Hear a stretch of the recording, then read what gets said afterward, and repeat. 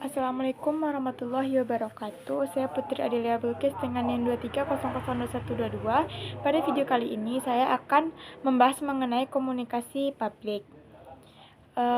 Yang pertama kita akan membahas mengenai pengertian komunikasi publik. Komunikasi publik adalah pertukaran pesan yang dilakukan dengan sejumlah orang atau komunikan yang terkadang batasannya agak sulit meski tidak seluas komunikasi massa dan komunikasi interpersonal. Komunikasi publik bisa dilakukan secara langsung atau melalui media massa. Komunikan dalam komunikasi publik yaitu semua orang yang berada dalam sebuah organisasi atau di luar organisasi. Tipe komunikasi publik yaitu monologikal.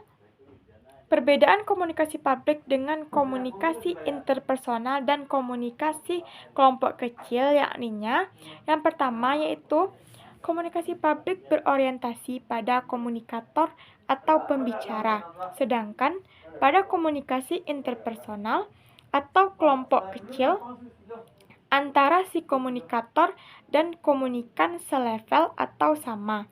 Yang kedua, komunikasi publik melibatkan sebagian besar orang, sedangkan pada komunikasi interpersonal itu hanya satu atau dua orang, dan pada komunikasi kelompok kecil hanya 5-7 orang.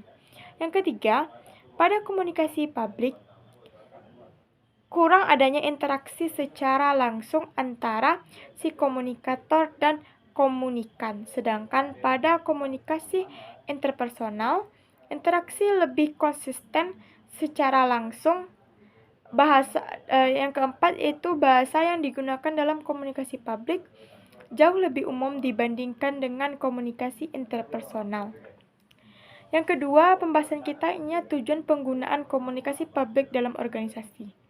Secara umum, komunikasi publik utamanya digunakan oleh sebagian besar lembaga perusahaan adalah dalam rangka memberikan informasi kepada sejumlah atau sebagian besar masyarakat mengenai organisasi, misalnya mengenai aktivitas-aktivitas lembaga atau perusahaan termasuk produk atau hasil produksi dari organisasi yang diketahui banyak orang. Komunikasi publik juga bertujuan menjalin hubungan antara organisasi dan masyarakat, dan komunikasi publik juga digunakan untuk memberikan hiburan kepada semua orang yang terkena dampak dari organisasi tersebut. Pembahasan kita yang ketiga ini pentingnya komunikasi publik.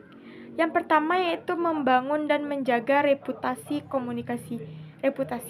Komunikasi publik yang efektif dapat membantu membangun dan menjaga reputasi suatu organisasi atau individu dengan menginformasikan kepada publik tentang aktivitas dan pencapaian suatu organisasi atau individu dapat meningkatkan kepercayaan dan citra positif di mata publik. Yang kedua, menjalin hubungan dengan publik. Komunikasi publik juga dapat digunakan untuk menjalin hubungan dengan publik dengan berkomunikasi secara terbuka dan transparan.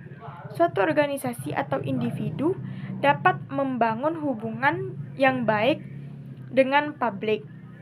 Hubungan yang baik ini dapat bermanfaat untuk mendapatkan dukungan dan partisipasi publik. Yang ketiga, meningkatkan pemahaman publik. Komunikasi publik juga dapat digunakan untuk meningkatkan pemahaman publik tentang suatu isu atau masalah. Dengan menginformasikan kepada publik tentang berbagai perspektif tentang suatu isu, komunikasi publik dapat membantu publik untuk memahami isu tersebut secara lebih komprehensif. Yang keempat, mempermudah pengambilan keputusan. Komunikasi publik juga dapat membantu mempermudah pengambilan keputusan dengan menginformasikan kepada publik tentang berbagai alternatif solusi untuk suatu masalah atau keluar dari permasalahan. Komunikasi publik dapat membantu publik untuk membuat keputusan yang lebih tepat. Selanjutnya yang keempat yaitu tipe dari komunikasi publik. Yang pertama ada berdasarkan tujuannya. Komunikasi publik dapat dibagi menjadi dua, yakni komunikasi informatif. Komunikasi informatif yaitu komunikasi yang bertujuan untuk menyampaikan informasi tanpa mengharapkan adanya perubahan sikap atau pendapat. Contohnya, berita, pengumuman, dan laporan. Yang kedua, komunikasi persuasif.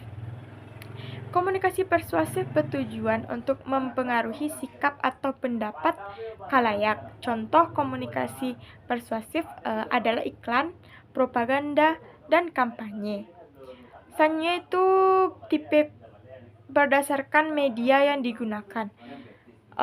Ada dua, yakni komunikasi tatap muka.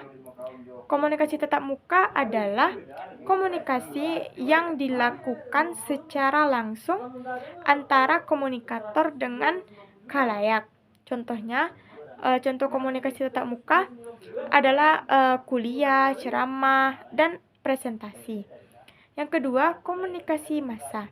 Komunikasi massa adalah komunikasi yang dilakukan melalui media massa seperti televisi, radio, koran, majalah, dan internet. Contoh dari komunikasi massa adalah iklan, berita, dan program televisi. Selanjutnya itu berdasarkan konteksnya, ada dibagi menjadi beberapa jenis, yakni yang pertama komunikasi politik. Komunikasi politik adalah komunikasi yang dilakukan oleh aktor politik untuk mencapai tujuan politik. Contoh komunikasi politik adalah pidato politik, kampanye politik, dan debat politik. Yang kedua, komunikasi bisnis. Komunikasi bisnis adalah komunikasi yang dilakukan oleh pelaku bisnis untuk mencapai tujuan bisnis. Contoh komunikasi bisnis adalah presentasi produk, iklan, dan layanan pelanggan. Yang ketiga, komunikasi pendidikan. Komunikasi pendidikan adalah komunikasi yang dilakukan dalam proses pendidikan. Contoh dari komunikasi pendidikan adalah kuliah, ceramah, dan diskusi. Yang keempat, komunikasi sosial. Komunikasi sosial adalah komunikasi yang dilakukan dalam kehidupan sehari-hari. Contoh dari komunikasi sosial adalah pidato, presentasi, dan diskusi. Mungkin hanya itu yang dapat saya sampaikan. Terlebih terkurang saya mohon maaf. Sesudah dengan Assalamualaikum warahmatullahi wabarakatuh.